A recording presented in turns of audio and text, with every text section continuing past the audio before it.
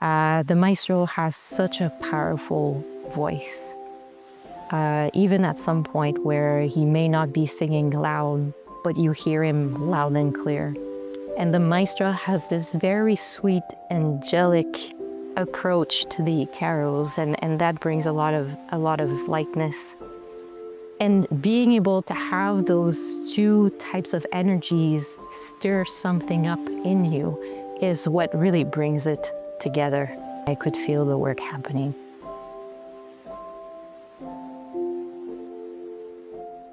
My name is Julie, and I'm from Saint-Hippolyte, which is about an hour north of Montreal in Quebec.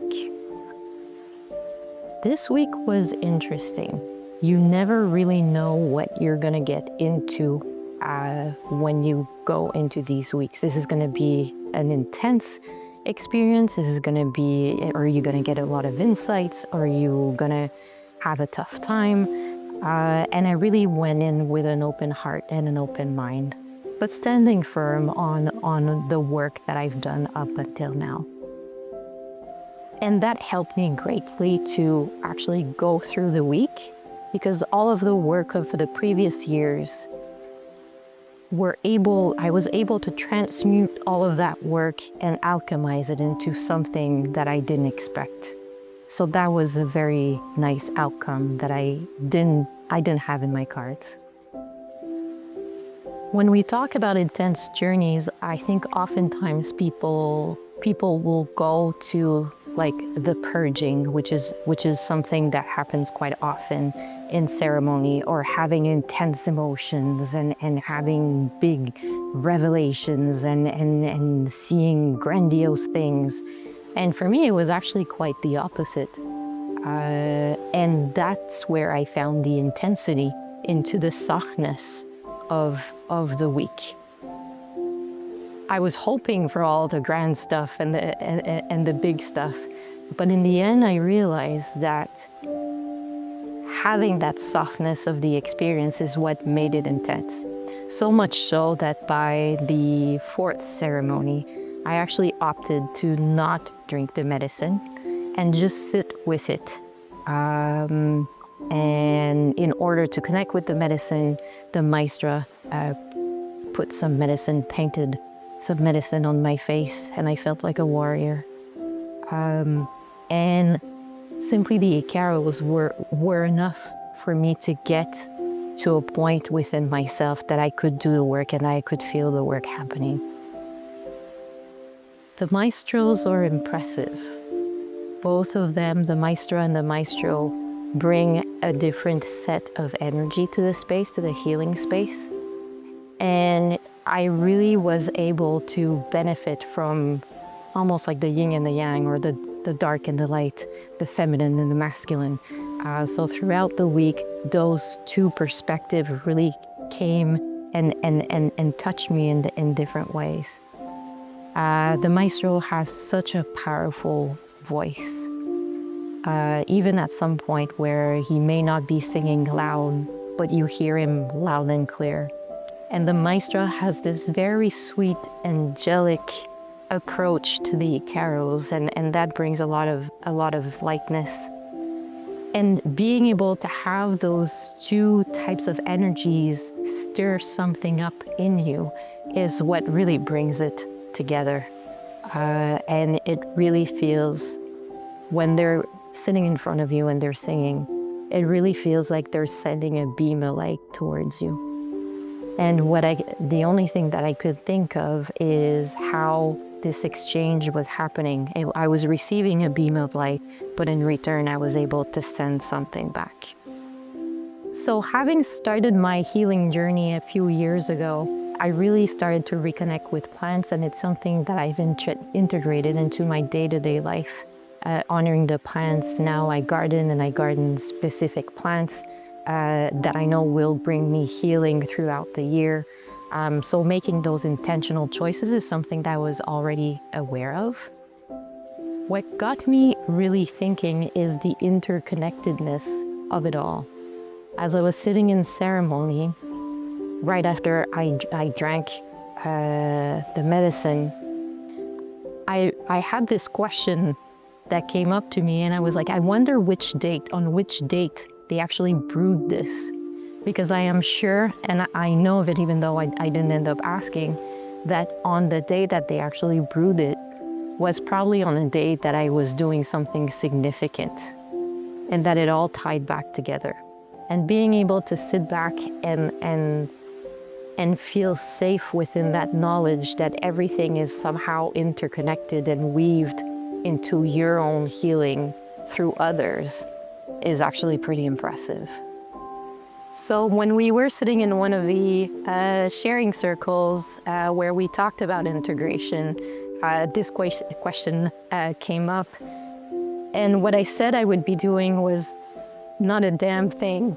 And what I mean by that is I have been doing a lot of work, and I have been intentional about a lot of the choices in my life.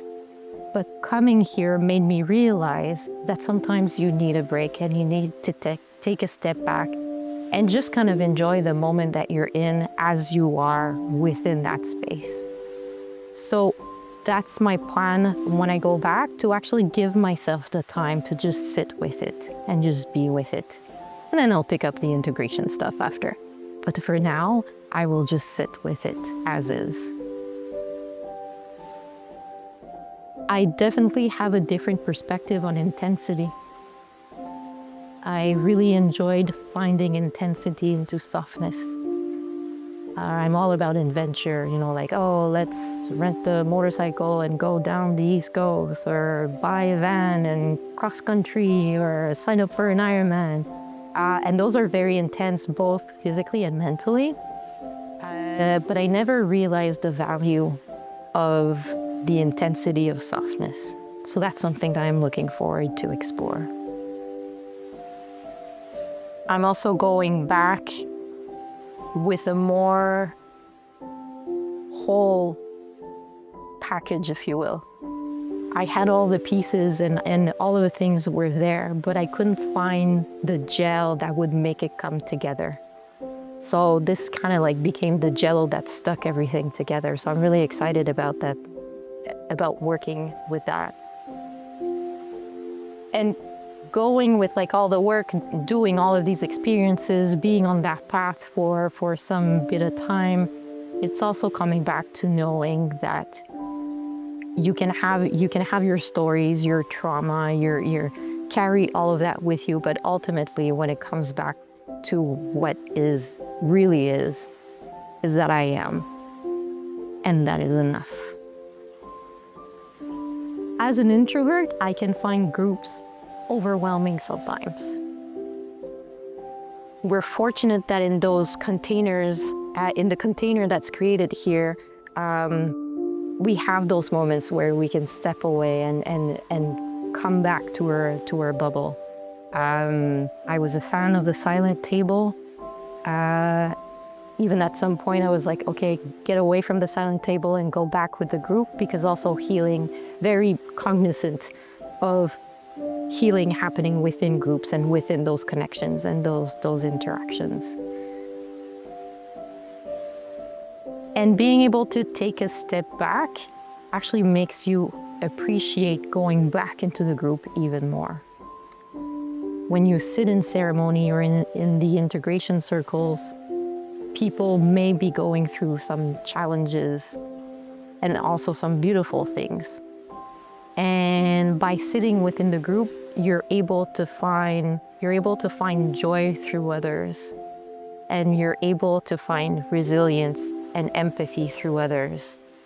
And it kind of comes back to the maestros and that exchange of energy. I felt very safe. I was staying in one of the eco lodges. So in the eco lodges, there's no shower, there's no washroom. So basically you have to step out and go and take your shower in a separate building. And at first that kind of, I wouldn't say got me worried, but I was a little uncomfortable. And in the end, it turned out to be the best thing, because it forced me to get out of the room, and making my way through that path up the hill.